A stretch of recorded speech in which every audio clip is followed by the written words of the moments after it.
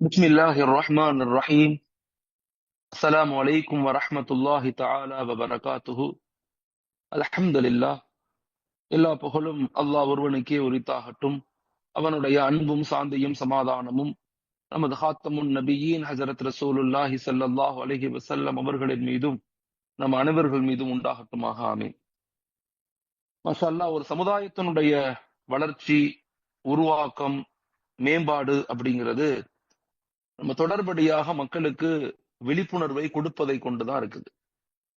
அந்த வெறுமன விழிப்புணர்வாக மட்டும் இல்லாம அது ஒரு நாலேஜாக, அது ஒரு அறிவாக அது மாற வேண்டும். அந்த அறிவு அடுத்த ஒரு உருவாக்கத்தை உருவாக்க வேண்டும். அந்த உருவாக்கம் தான் எம்பவர்மெண்ட். அதுதான் உண்மையான சமூக கட்டமைப்பு வளர்ச்சி. இப்ப இந்த சூழ்நிலையை நம்ம ஏற்படுத்தணும்னா நம்ம எல்லாரும் பேசணும். நல்ல சிந்தனைகளை, நல்ல கருத்துக்களை, ஒரு நேர்மறையான சிந்தனைகளை மக்களுக்கு திரும்ப திரும்ப பேசிக்கிட்டே இருக்கணும்.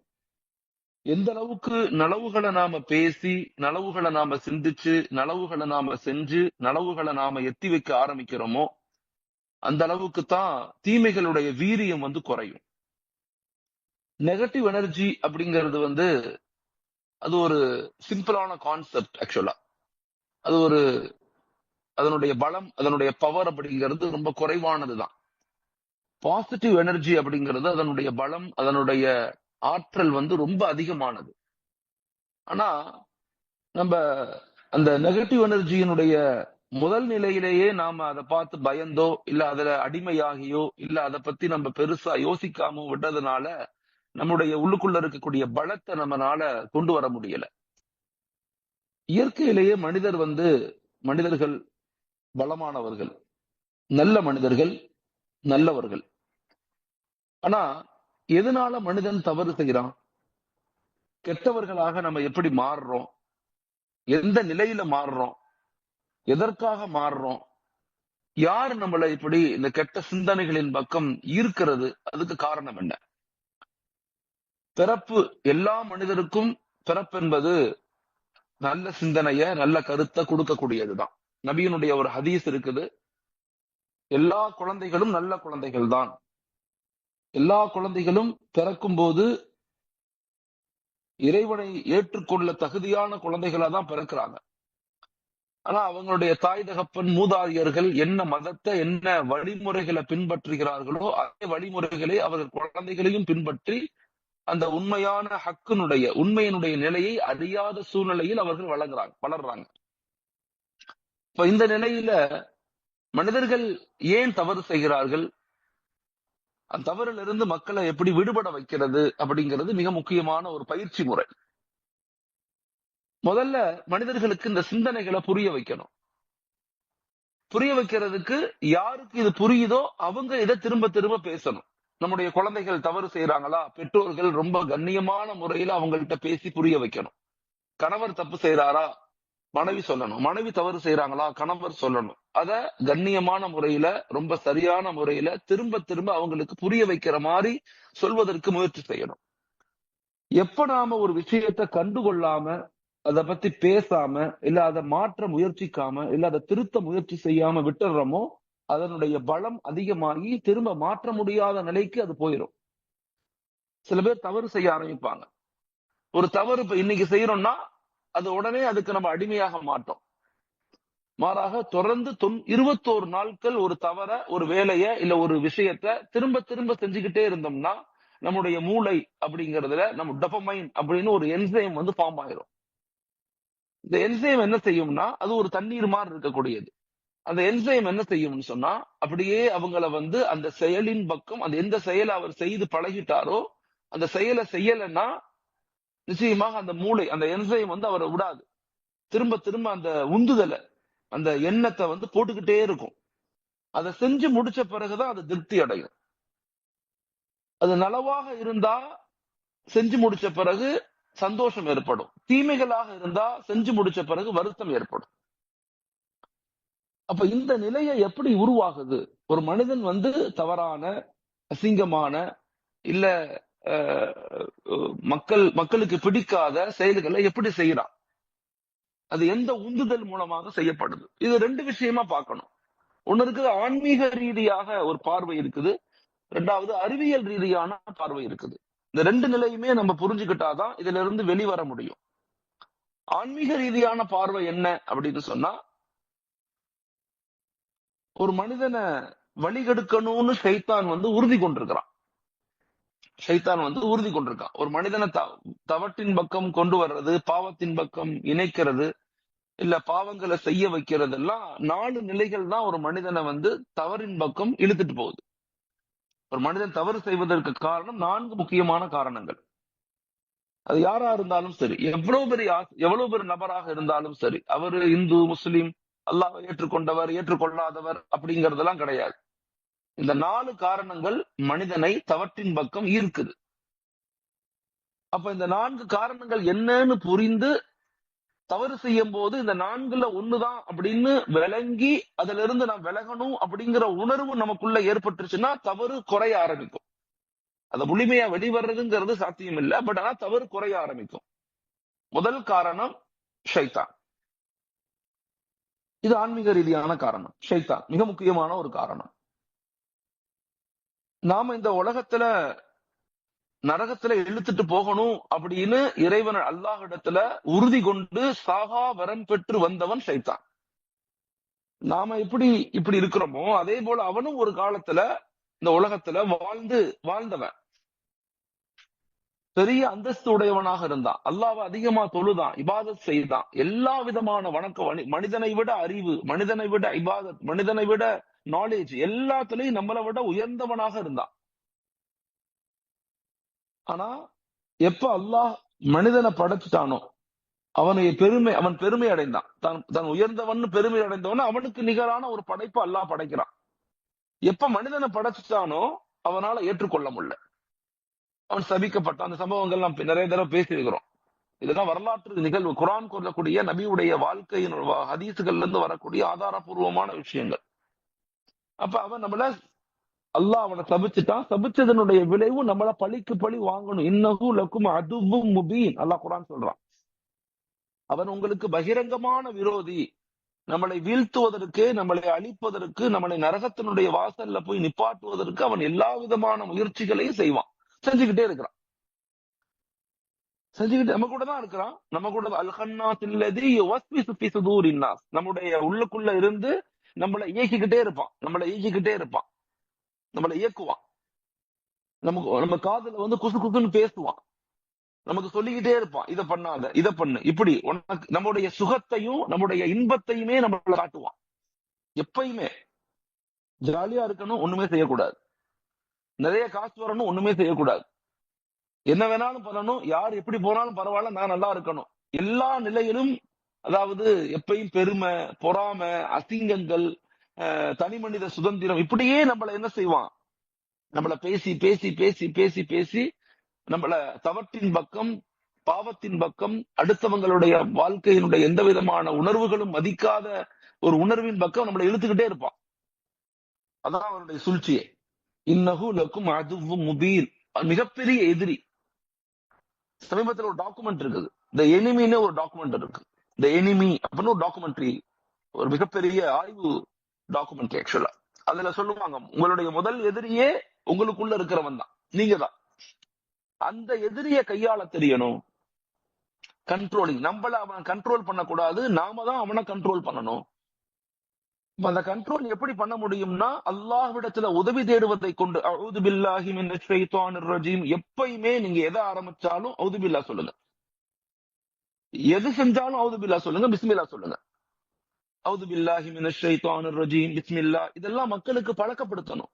நம்ம சாதாரணமா நினைக்கிறோம், ரொம்ப சாதாரணமா நினைக்கிறோம். இதுதான் மிகப்பெரிய ரகசியம். மிகப்பெரிய ரகசியமே இதுக்குள்ளதான் இருக்கு.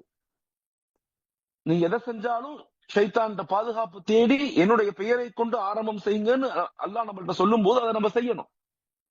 அப்ப நம்முடைய முதல் எதிரி, நாம் தவறு செய்வதற்கு முதல் காரணமே ஷைத்தான் தான். இது ஒரு பெரிய பாடம். இது உளவியல் ரீதியான ஒரு மிகப்பெரிய ஆய்வு ரீதியான பாடம். எப்படி ஒரு மனிதன் தவறு செய்ய ஆரம்பிக்கிறான். அப்ப நமக்குள்ள இருக்கக்கூடிய அந்த நெகட்டிவ் எனர்ஜினா அதான். நமக்குள்ள ஒரு ஷைத்தான் தான் இருக்கு. ஆனா நம்மளை பாதுகாக்க அல்லாஹ் 5 மலக்குகளை படைச்சிருக்கான். நமக்குள்ள 5 நலவுகள் இருக்கு, 5 பாசிட்டிவ் எனர்ஜிஸ் இருக்கு. ஒரு நெகட்டிவ் எனர்ஜி, நான் அறிவியல் ரீதியா சொல்றேன். ஆன்மீக ரீதியா சொன்னா ஷைத்தான்னு சொல்லணும். அறிவியல் ரீதியா சொல்லணும்னா நெகட்டிவ் எனர்ஜி. நமக்குள்ள இருக்கக்கூடிய பாசிட்டிவ் எனர்ஜி 5 விதமான பாசிட்டிவ் எனர்ஜி நம்மள்ட்ட இருக்கு.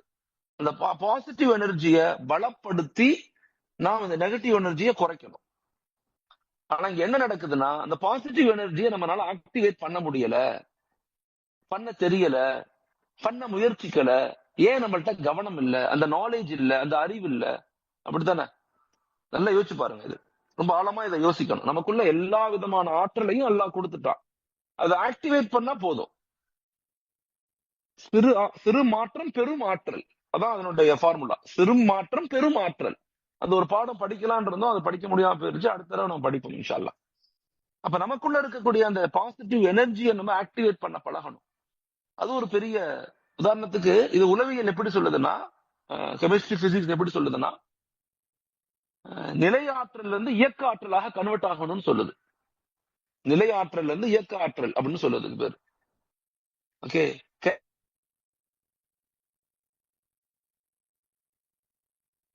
கன்வெர்ட் பண்ணணும். அப்ப ஷைத்தானிய எண்ணங்களை, நமக்குள்ள இருக்கக்கூடிய ஷைத்தானிய எண்ணங்களை, ஷைத்தானிய சிந்தனைகளை, அவன் போடக்கூடிய அந்த வஸ்வசாக்கள், அந்த ரகசியமாக நம்ம காதுக்குள்ள வந்து பேசுவான். நம்ம நல்லது பண்ண நினைப்போம், ஆனா தீமை பண்ணிடுவோம், தப்பு பண்ணுவோம். பண்ணக்கூடாது நல்லா பண்ணிக்கிட்டே இருப்போம். ஒரு மனிதன் சிகரெட் குடிக்கிறான்னு வச்சுங்க, அவன் ஒவ்வொரு தடவையும் நினைப்பான் குடிக்க கூடாது. ஒரு மனிதன் ட்ரிங்க்ஸ் பண்ற வரைக்கும் தெரியாது, பண்ணி முடிச்ச பிறகு வருத்தப்படுவான். ஆஹா, நான் தெரியாம பண்றேன், இதை விட முடியலையே. அப்ப ஷைத்தான் நம்மள இயக்குறான். இது ஒரு மனிதன் தவறு செய்வதற்கு முதல் காரணம். ஒரு மனிதன் தவறு செய்ய 2வது காரணம் என்ன அப்படின்னு சொன்னா, அவனுடைய நஃப்ஸ். நஃப்ஸ் என்பது என்னன்னா, கேரக்டர் மூலமாக அது கட்டமைக்கப்படுது. நம்ம எதை பழக்கமாக எடுக்கிறோமோ அது பழக்கப்படுத்திடுது. அதன் மீது அது உங்களை ஈர்ப்படை செய்கிறது. அதன் மீது உங்களை அடிமையாக மாத்திடுது. அவ்வளவுதான். நஃப்ஸ் என்பது மிக முக்கியமான ஒரு பகுதி. ஷைத்தானை விட 70 மடங்கு ஆற்றல் படைத்தது நஃப்ஸ். ஆனா நஃப்ஸ் இல்லைன்னா அந்த உலகம் இல்ல. நஃப்ஸ் இல்லைன்னா நன்மை தீமைகள் கிடையாது, சொர்க்கம் நரகம் கிடையாது, உலகம் எதுவுமே கிடையாது. ஆனா அந்த நஃப்ஸை நீங்க எப்படி பக்குவப்படுத்தணும், எப்படி பண்படுத்தணும், எப்படி அதை நீங்க சிஸ்டமேட்டிக் பண்ணணும் அப்படிங்கறத ஷேக்மார்கள், உலமாக்கள், பெரும் ஆலிம்கள் பயிற்சி கொடுப்பாங்க. ஒண்ணு இருக்குது, வெளியிருந்து நமக்குள்ளதான் ஷைத்தான் இருப்பான்.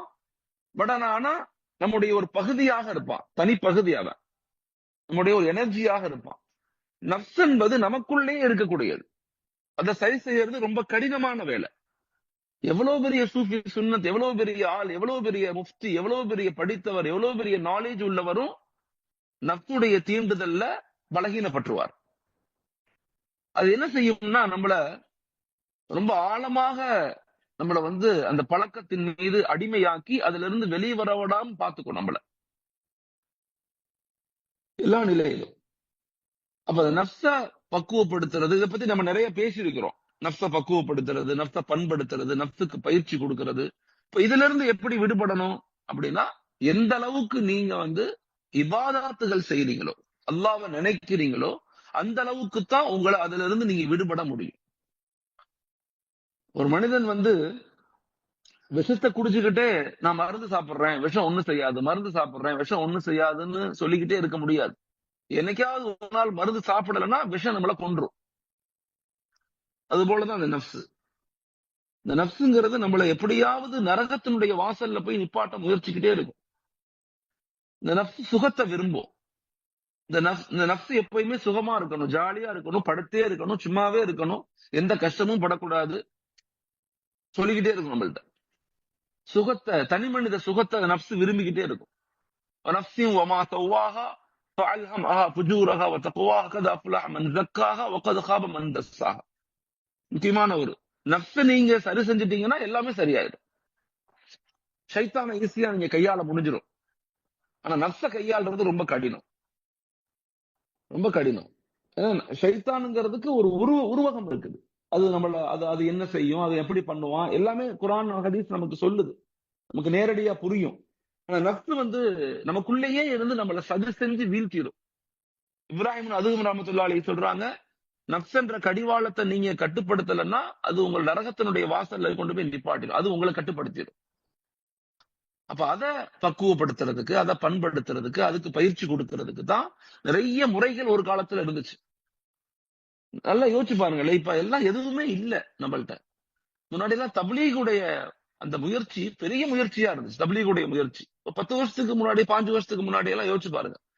ஜமாத் அவ்வளவு ஜமாத்துகள் இருக்கும், அவ்வளவு கஸ்துகள் போவாங்க, அவ்வளவு பேர் மக்களை சந்திப்பாங்க, பள்ளிவாசலுக்கு வாங்கன்னு கூடுவாங்க, வீட்டுக்கு ஆட்கள் வந்து வாசல்ல நிப்பாங்க.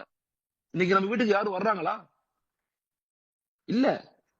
எல்லாமே பலகீனம் அடையுது பாருங்க. நம்மளை சுத்தி எல்லாமே நன்மைகள் எல்லாம் பலகீனம் அடையுது, தீமைகள் எல்லாம் வலுப்பெறுது. தரீக்கத்துடைய மக்கள் ஒரு காலத்துல நிறைய முயற்சி பண்ணாங்க. திக்ர் மஜ்லிஸ் நடக்கும், அவங்க பயான்கள் பேசுவாங்க, குர்ஆன் மாநாடு நடக்கும், அது நடக்கும், எல்லாம் நடக்கும். அதையும் காணும். இப்ப அதையும் பாருங்க, அதையும் காணும். தான தர்மங்கள் செய்வாங்க, வெள்ளிக்கிழமை சாப்பாடு கொடுப்பாங்க, கபிர் ஜியாரத் போவாங்க, என்னென்னமோ நடக்கும். அதையும் காணும். ஷைத்தான் இரண்டையும் வீழ்த்திட்டான். இஸ்லாஹுன் நஃப்ஸ், இஸ்லாஹுன் நாஸ். தனி மனித மனமாற்றத்தின் மீது முயற்சி செய்யப்பட்டதும் இப்ப இல்ல. மக்களின் மீது மனமாற்றத்துக்கு முயற்சி செய்யப்பட்ட அந்த வேலையும் இப்ப இல்ல. 2 வேலைகளும் பலகீனம் அடையுது. அப்ப நஃப்ஸுடைய சூழ்ச்சி இது. அப்ப நஃப்ஸை எப்படி சரி செய்யறது, எப்படி பக்குவப்படுத்துறது? பயிற்சி. அப்ப பக்குவப்படுத்துவதனுடைய ஒரு முறைதான் இபாதத்துகள், திக்ருகள், தொழுகைகள், குர்ஆன் ஷரீஃப், அமல்கள். நல்ல அமல்களை அதிகப்படுத்தும் போது நஃப்ஸுடைய பலம் குறையும். நல்ல கேரக்டரை பில்ட் பண்ணணும். நம்ம யார்கிட்ட எப்படி பேசணும், பெரியவங்களை மதிக்கணும், சின்ன பிள்ளைங்களுக்கு கண்ணியம் கொடுக்கணும், சின்ன பிள்ளைங்களை இறக்கப்படணும், பெரியவங்களுக்கு கண்ணியம் கொடுக்கணும், பெண்களுக்கு பெண்களை வந்து நேசிக்கணும், ஆண்கள் மீது மரியாதை இருக்கணும், எல்லாமே அந்த ஒரு இணைப்பு. அதெல்லாம் ஒரு மனிதனுக்கு கேரக்டர் பில்ட் ஆகி அவன் பக்குவம் அடைஞ்சிட்டா நப்சு தன்னுடைய தன்னுடைய வீரத்தை குறைச்சிரும். அது நம்மளை இயக்க முடியாது. இது 2வது காரணம். ஒரு மனிதன் தவறு செய்வதற்கு நப்சு ஒரு காரணம். 3வது ஒரு மனிதன் தவறு செய்வதன் காரணம் என்னன்னா கெட்ட நண்பர்கள், சேர்க்கைகள். யாரோட நம்ம சேர்றோம், யாரோட நம்ம இருக்கிறோம் அப்படிங்கிறது முக்கியமானது. யாரோட நம்ம இருக்கிறோமோ அதுவாக நம்ம மாறிடுவோம். உதாரணத்துக்கு ஒரு அத்தர் கடைக்கு போனோம் அப்படின்னு சொன்னா, போயிட்டு வந்து வெளியே வந்த பிறகு நம்ம மேல அத்தர் வாசம் அடிக்கும். அத்தரையே பூச மாட்டோம், ஆனா அத்தர் வாடை அடிக்கும். அதே போல மீன் கடைக்கு போறோம் அப்படின்னா சும்மாதான் போயிட்டு வீட்டுக்கு வந்தோடனே மீனுடைய வாடை நம்ம மேல அடிக்க ஆரம்பிக்கும். அந்த கவுச்சி, அந்த நாற்றம் நம்ம மீது அடிக்கும். இது இயற்கை. அது ஒரு வேவ் லென்த், அது ஒரு வேவ் வெளியாகத்தான் செய்யும். நன்மைக்கும் ஒரு வினை இருக்கு, தீமைக்கும் ஒரு வினை இருக்கு. எல்லாத்துக்கும் வினைகளும் இருக்கு, விளைவுகளும் இருக்கு. அப்ப யாரோட நம்ம சேர்றோம், யாரோட பழகுறோம், யாரோட பேசுறோம், யாரோட உட்கார்றோம். அதனாலதான் ஒரு மனிதன் சொர்க்கவாதியாக மாறுவதற்கு மிக முக்கியமான காரணம் நண்பர்கள்னு சொல்லப்படுது. நண்பர்கள், நல்ல பெண் நண்பர்கள், நல்ல ஆண் நண்பர்கள். பெண்கள் நல்ல பெண்களோட இணையிறது, ஆண்கள் நல்ல ஆண்களோட இணையிறது, பேசுறது, டிஸ்கஷன் பண்றது, அவங்களோட கருத்து பரிமாற்றங்கள் செய்யறது. இந்த நல்ல நண்பர்கள் மூலமாக ஒரு மனிதன் நல்லவனாக மாறுறான். தீய நண்பர்கள் மூலமாக ஒரு மனிதன் தவறு செய்ய ஆரம்பிக்கிறான். அதனால தீய நண்பர்களை ரொம்ப நம்ம தவிர்த்துக்கணும். அவங்களோட சேர்றது, அவங்களோட உட்கார்றது, அவங்களோட பேசுறது. தாய்மார்கள், நீங்க ஆரம்பத்திலிருந்தே குழந்தைகள் யாரோடு பழகுறாங்க, யாரோடு பேசுறாங்க, யாரோடு விளையாடுறாங்க அப்படின்னு நீங்க தெரிஞ்சுக்கணும். இன்னைக்கு யாருமே யாரை பத்தியும் நம்ம தெரிஞ்சுக்கிறது இல்லையே. ஏன்? இந்த நாலேஜே நம்மள்ட்ட இல்ல. ஏன்னா எல்லாருமே சுய இன்பத்துல மூழ்கிறோம். எல்லாருமே இங்க யாருமே விதிவிலக்கல்ல. எல்லாருமே சுய இன்பத்தில் மூழ்கிட்டு இருக்கோம். நான் நல்லா இருக்கணும், நான் ஜாலியா இருக்கணும், நான் என்ஜாய் பண்ணணும், நான் வந்து லைஃப வந்து அழகா கொண்டு போயிட்டு இருக்கணும், என்ன யாரும் டிஸ்டர்ப் பண்ணாத அப்படிங்கிற மனநிலைக்கு மனிதர்கள் இன்னைக்கு தள்ளப்பட்டாங்க. அந்த நிலை என்ன தெரியுமா? ஷைத்தானுடைய அடிமைத்தனம். அதுக்கு பேரு நான் சுதந்திரம்ங்கிற பேர்ல நம்ம எல்லாரும் ஷைத்தானுடைய அடிமைகளாக மாறிக்கிட்டு இருக்கோம். காலையில சுபுவுக்கு பிறகு சுபுகு தொழுகணும்னு எல்லாத்துக்கும் தெரியும், தொழுகிறோமா? வாக்கிங் போனா உடம்புக்கு நல்லதுன்னு தெரியும், வாக்கிங் போறோமா? யோசிச்சு பாருங்க. எல்லாமே நமக்கு தெரியும், ஆனா செய்ய மாட்டோம். எல்லாமே தெரியும், ஆனா ஏன் செய்ய மாட்டோம்? சுகமா இருக்கணும். அது ஒரு கடினம். எப்பயுமே நன்மை என்பது ஒரு முயற்சி. நன்மை என்பது ஒரு முயற்சி தான். அந்த முயற்சியை செய்யும் போது கடினமா தெரியும், செஞ்சு முடிச்ச பிறகு பெரிய பலன் கிடைக்கும். தீமைகள் ஆரம்பத்துல செய்யறது ஈஸியா தெரியும், செஞ்சு முடிச்ச பிறகு பெரிய கடினமாயிரும். கடினமாயிரும். ரொம்ப கேர்ஃபுல்லா இந்த விஷயத்துல இருக்கணும். யார் இதை புரிந்து கொண்டார்களோ அவங்க வெற்றி அடையறாங்க. யார் இதை புரிந்து கொள்ளலையோ அவங்களும் தோல்வி அடைந்து அவங்களுடைய சந்ததிகளையும் தோல்வியாளர்களாக உருவாக்குறாங்க. வெற்றி என்பது காசு பணம் சேர்க்கிறது அல்ல. நம்மால ஒரு சமுதாயம் மாற்றம் அடையுதா, அதான் வெற்றி. அதுல கடினம் இருக்கும், அதுல பயணம் இருக்கும், அதுல கஷ்டம் இருக்கும், அதுல நிறைய எல்லாம் இருக்கத்தான் செய்யும். ஆனா அதனுடைய பலன் பெருசு, பெருசு, ரொம்ப பெருசு. அதனாலதான் செயல்படும் போது விளைவுகளை அறிந்து செயல்படுங்கன்னு சொல்றது. விளைவுகளை அறிங்க. ஒரு வேலையை செய்யும் போது இதனால ஏற்படக்கூடிய நன்மை தீமைகள் என்னன்னு விளங்கி ஒரு மனிதன் செய்ய ஆரம்பிச்சுட்டா தீமைகளை தவிர்த்துக்குவான், நன்மைகளை அதிகம் செய்ய வாய்ப்புகள் கிடைக்கும். மூணாவது ஒரு காரணம் என்னன்னா நண்பர்கள். நல்ல நண்பர்களை தேர்ந்தெடுங்க. இமாம் கஸ்ஸாலி ரஹ்மத்துல்லாஹி அலைஹி சொல்றாங்க, உன்னை பத்தி தெரிஞ்சுக்கணுமா, யாரையாவது அவன் நண்பனை பத்தி கேட்டுக்க. யார் நண்பன் கேளு, நீ அவரை பத்தி தெரிஞ்சுக்கலாம். மிக முக்கியமான ஒரு பகுதி. நல்ல உறவுகள் முக்கியமானது. மனிதன் நலவு செய்வது நல்ல உறவுகள், தாய் தகப்பனோடு அன்பா இருக்கிறது, மனைவி மக்களோடு அன்பா இருக்கிறது, உறவுகளோடு சேர்ந்து வாழ்றது, ஒரு மனிதன் நல்லவனாக மாறுவான். கெட்டவர்களோடு, தப்பு செய்யறவங்களோடு ஒரு மனிதன் சேர சேர அவன் தவறு செய்யக்கூடியவனாக மாறுவான். ஏன்? அவன்கிட்ட இருந்து எந்த துவாக்களும் கிடைக்காது. உதாரணமா தாய் தகப்பனோடு நம்ம சும்மா பாக்குறது, அவங்கள்ட்ட உட்கார்றதே நமக்கு துவா. நம்முடைய வாழ்க்கை மாறிக்கிட்டே இருக்கும். மனைவியோடு உட்கார்ந்து சந்தோஷமா பேசி சிரிக்கிறதே ஒரு துவா. அது நம்முடைய வாழ்க்கையை மாற்றி அமைக்கும். இதெல்லாம் ரொம்ப ஆழமான விஷயங்கள். இத பத்தி எல்லாம் மக்கள்கிட்ட பேசணும். இதெல்லாம் மக்களுக்கு புரிய வைக்கணும். அந்த இணைந்து வாழ்வதனுடைய முறை என்ன, அது எப்படி புரிய வைக்கணும். நம்ம எல்லாருமே இன்ஸ்டன்டா இருக்கும். இது செஞ்சா உடனே என்ன கிடைக்கும் நினைக்கிறோம். இல்ல, கேள்விப்பட்டு அரசன் நின்று கொள்வான், தெய்வம் நின்று கொள்ளும், அப்படித்தானே சொல்லுவாங்க. அப்படின்னா என்ன? மனிதர்கள் உடனே விஷயத்தை எதிர்பார்ப்பாங்க. ஆனா தெய்வம் அப்படி கிடையாது. அல்லாஹ் அப்படி கிடையாது. நீ எப்படியெல்லாம் செயல்படுற, நீ எப்படியெல்லாம் பாக்குற, அப்படியெல்லாம் வச்சுதான் உன்னுடைய வாழ்க்கையினுடைய நலவுகளும் தீமைகளும் மாற்றம் அடையும். நாலாவது காரணம் உலக ஆசைகள். ஒரு மனிதன் தவறு செய்ய காரணம் என்னன்னா பேராசைகள், ஆசை, உச்சகட்டமான ஆசை, இச்சைகள். எதை பார்த்தாலும் ஆசைப்படுறது, எதை பார்த்தாலும் அடையணும்னு முயற்சிக்கிறது, எதை பார்த்தாலும் நம்ம அணுகுக்குன்னு நினைக்க கூடாது. நமக்கு எல்லாமே தகுதியானதாக இருக்காது. உலகத்துல எல்லாமே நமக்கு தகுதியானது கிடையாது. நமக்கு எது சரியோ அல்லாஹ் நமக்கு கொடுப்பான். எது தேவை, எது நோக்கம் அப்படின்னு புரிஞ்சுக்கணும்.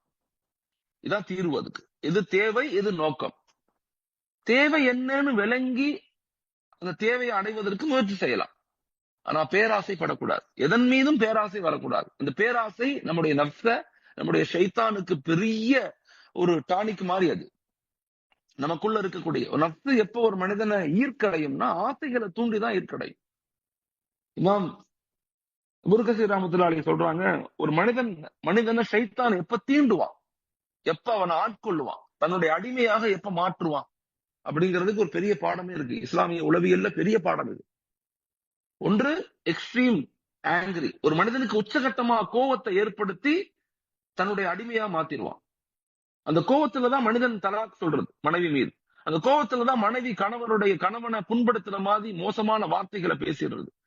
இதெல்லாம் முக்கியமானது. இந்த வார்த்தைகள், இந்த கோபங்கள் என்ன செஞ்சிடும்? மனிதனை அழிச்சிடும், மனிதனை பெருந்தவறு செய்ய வைக்கும். கோபங்கள், கொலை பண்றது, மோசமான இதெல்லாம் அந்த நேரத்துல ஏற்படுறதுதான். பழிக்கு பழி சிந்தனை வந்துடுறது.